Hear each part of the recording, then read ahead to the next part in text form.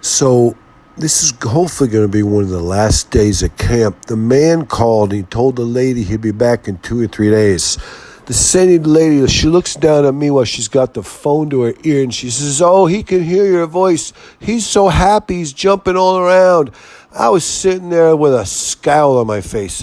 This imbecile dumps me off here. And granted, this isn't a bad place. At least, up until, just recently it started taking a turn from the worse. And it did take a turn from the worse. And yet I was so resentful to the man for just dumping me off, not explaining nothing, just dumping me off. No introductions, no pre-visits, no nothing. I just sat there, and the lady, she was the same lady who was trying to put a good face on him for both sides and keep the peace. She looks down at me. I looked at her. I was like sneering. I didn't let my teeth come out, but my lips were curled downwards, and I was like, my eyes were squinted. I was giving her a dirty look.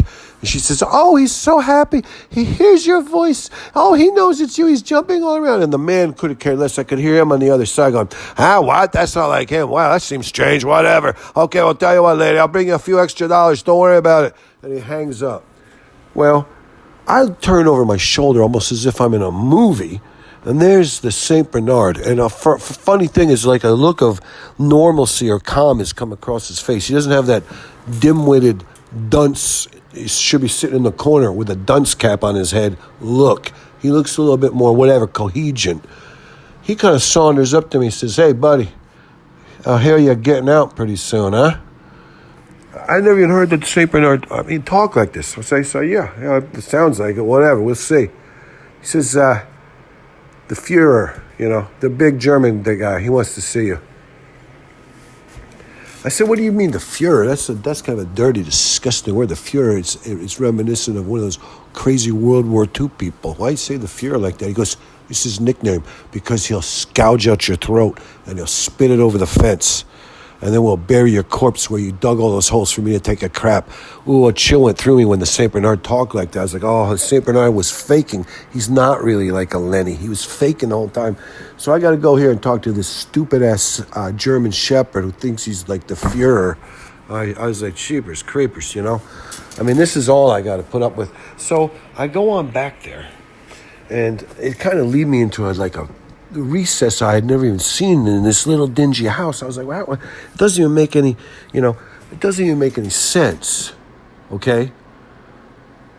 I never saw this little room. It's like a little, I don't know what you would call it. I don't know what kind of room it was. It wasn't even finished. There was no plywood. It was like not even sheetrock. It was 2x4s and plywood on the outside of that. There was no carpet. It was plywood flooring.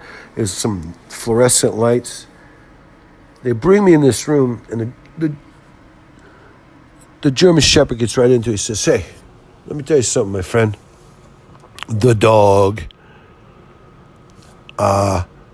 I'm going to be your sugar daddy from now on. And I want a few, whatever you call it, massages and stuff like that." And I almost dropped over dead. I said, "What, this is some kind of homosexual dog thing? A canine-esque homosexual thing?" And the guy, the German shepherd, looks at me like, I don't expect too much. And I looked at him and I was like, "Well, so you're the sugar daddy and I'm the what? I'm the piece of candy? You want some back rubs or something?" "I don't think so." I was like, the German shepherd, he looks at me and says, "You see that dog over there, Lenny?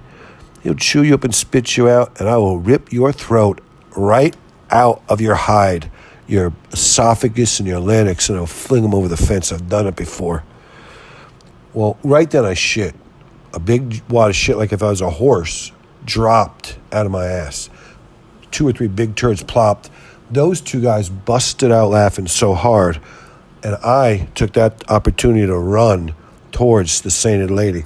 And I just want to hang out underneath the sainted lady's apron strings, because I really don't know what that German shepherd was talking about, but I don't need a sugar daddy. I'm getting out of here pretty soon. So it's just getting, at first I thought I was kind of becoming a little bit more what you call, I almost thought of myself as a cool hand Luke figure, but as it turns out, I'm not really a cool hand Luke figure. I'm more of like a Toto. Not Toto from The Wizard of Oz, but Toto, that musical group from like the late 70s, early 80s, that's the first ones to sing Africa. Toto wasn't really that, whatever you would call hard or edgy. And I think I'm kind of like the Toto of this whole entire situation. But Whatever. Que sera, sera.